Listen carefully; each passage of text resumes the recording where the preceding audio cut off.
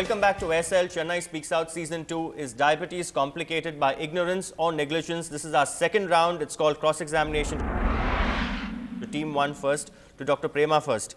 Doctor, many symptoms of diabetes, at least the initial symptoms, mimic common ailments.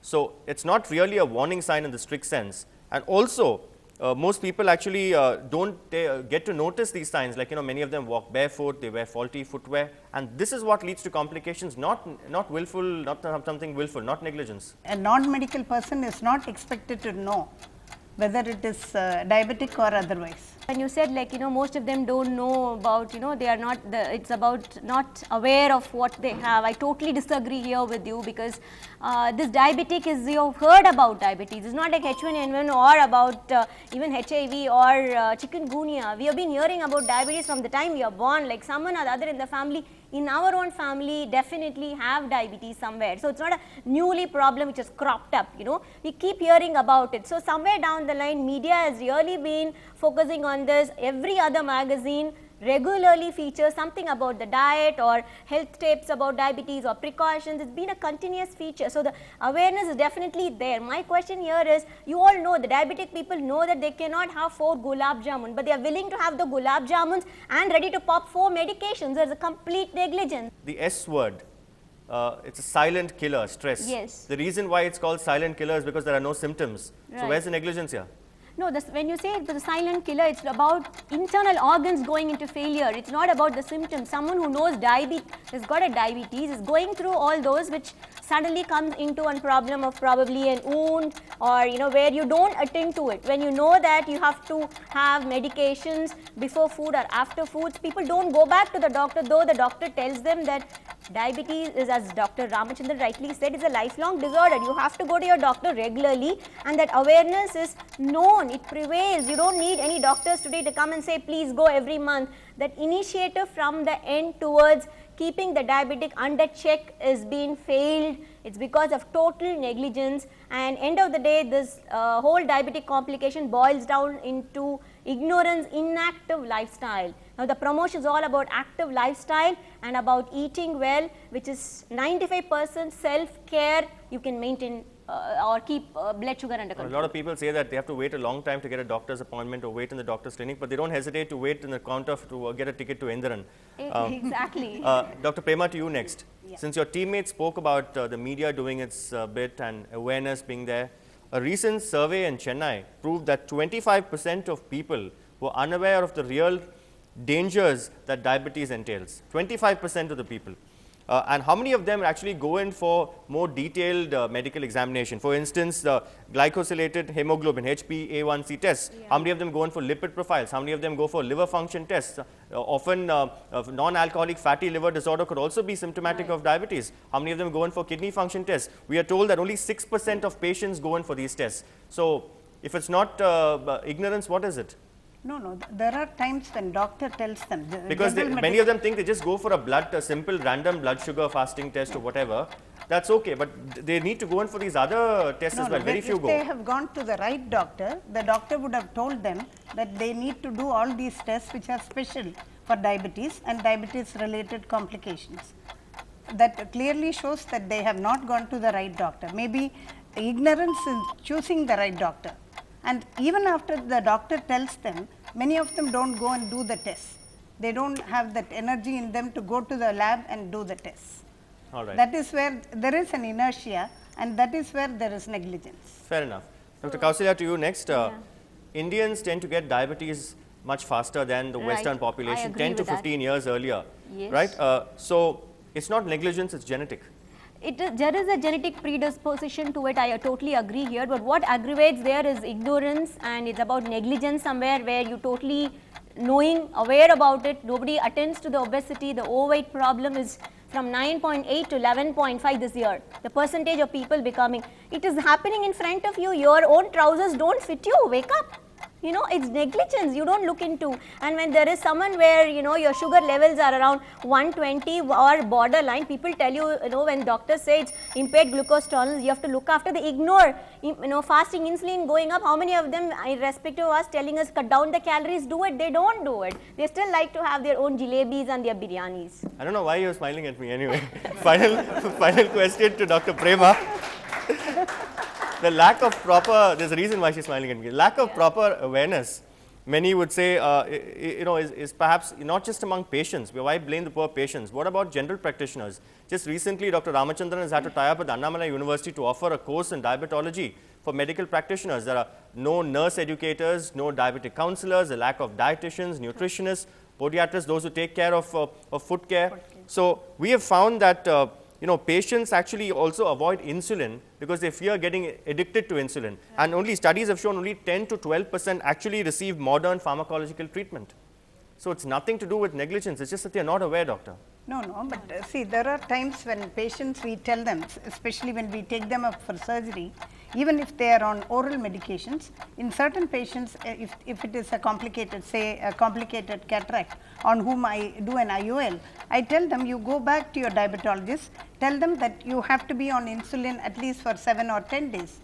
Even if the diabetologist tells them to use the insulin, they come back and tell me that it cannot be used because they feel that they will get addicted to it. And there is a large misconception that if they start using insulin once, for life they have to use insulin. So they don't want to comply with it. That is only negligence. On to team 2 now, to Pushpa first. The prevalence of diabetes in urban centers is more than 10 times, we are told, that of rural areas, which means it's all to do with the lifestyle and improper nutrition or bad eating habits. So these people are aware, they're not ignorant, they just don't care.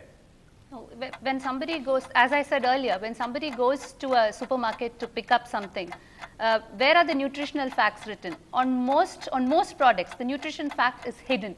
You will have to open and see, and it's very difficult to, how many people know that they shouldn't eat trans fats? How many people know that it's good to eat omega-3 fatty acids? Most people do not know what they should eat, what they should not eat, and even if they know, there's no way that they can find it out. Are you saying that people don't know that chips are not good for health? They might know chips is not good for health, but it's possible that they don't know how much calories the packet of chips that they are eating contain. Right. It's not so prominent enough to scare them. The most chronic complication of diabetes is diabetic foot. Now we are told that in India about 50,000 people go through amputation, and almost 75% of these cases are potentially preventable. It is preventable, but then there is again lack of awareness how to take care of your feet.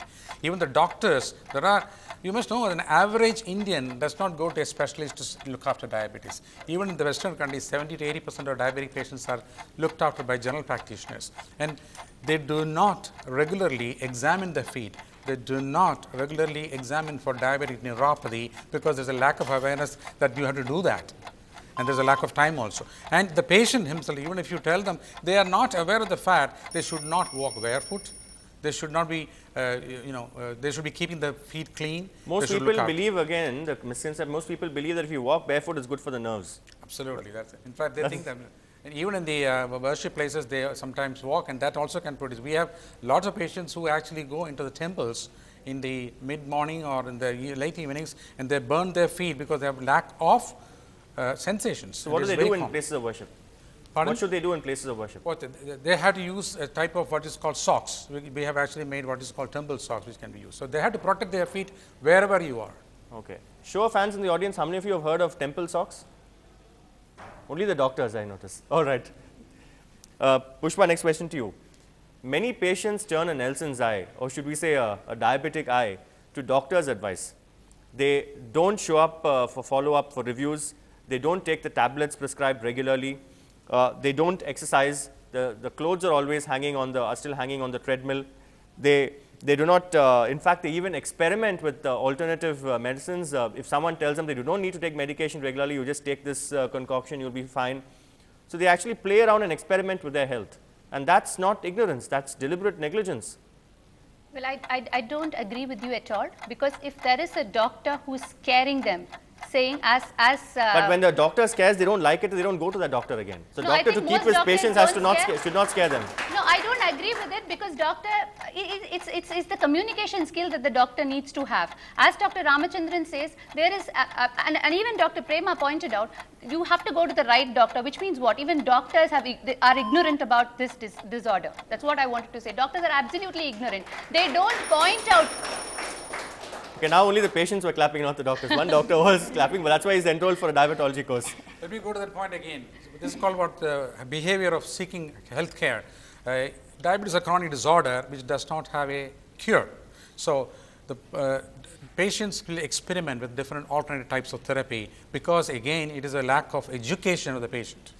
He does not know that if I go for that, I will not get good treatment. So it is again, as she rightly said, the time that a doctor spends with a diabetic patient is too short, especially general practitioners. So at that time point, during that time, the patient is not educated very well. How long, so again, on an average, should a doctor spend with a diabetic patient, Tom? Each consultation, they should spend about 10 to 15 minutes. 10 to 15 minutes.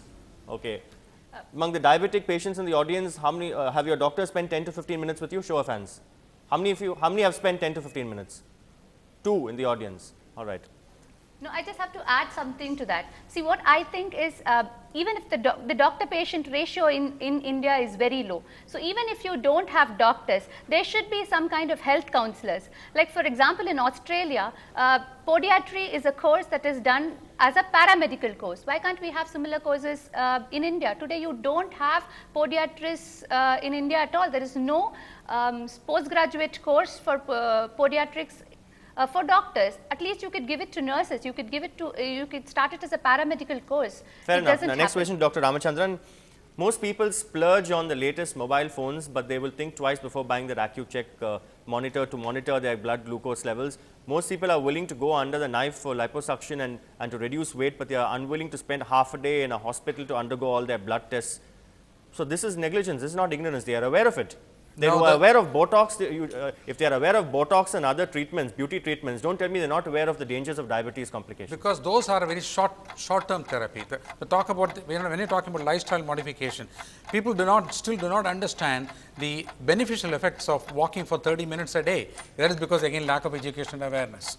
But on the other hand, if you go for a liposuction, you're paying 1 lakh rupee and getting it overnight. So it's a short-term. It's not because it is not neglect, it's because again lack of awareness. You could have easily prevented that obesity if you have been actually educated from the beginning that obesity is bad for you and physical activity is good. Just tell me, how many people believe that 30 minutes of walking a day adds up to 365 days a year, makes your life much better and longer? How many people are aware of that? It's absolutely lack of education, lack of awareness. I should have actually added also hair transplant to liposuction, but anyway, Pushpa, to you next. Many people clearly ignore warning signals, which is what leads to complications: diabetic retinopathy, diabetic nephropathy, diabetic neuropathy, which is a damage to the nerves. Also, I'm told a survey has indicated that the 6th cause of blindness in India is diabetic retinopathy. Earlier, 20 years ago, it was the 17th cause of blindness. 18% of diabetics over 40 have retinopathy. So this is not ignorance at all. No, I disagree again, because diabetes is a disease which can throw surprises. There are people who are diabetic for years, who are on insulin. Suddenly they walk, they have a fall, and they have a fracture of the hip. Then they discover they have diabetic neuropathy. So the first time that they discover they have the disease is when they are in the ICU. Or rather, the complication of the disease is of the disorder is when they are in the hospital. So I think it's just lack of awareness. Doctors don't tell them that you will have to watch out for all these. If you have this, please come. Forget complications of organs. They don't know that when their sugar level goes down in the night, they have palpitations. They will have to have a glass of milk or little sugar. Even that they are not aware of. I'll come in there. Actually, I just supported that. It is just not neglect, because if you take the common diabetics, we have done a survey to see how many of them have been actually instructed to go for an eye examination. How many have been instructed to go for a kidney examination? It is less than 20-25% in India. In the last 1 year, how many of you had an HbA1c done? It is less than 25%. It is again a lack of instruction, lack of education. In fact, as I told you earlier, if you go to the common man, a common man will not go to a diabetologist. He'll be going to a general practitioner.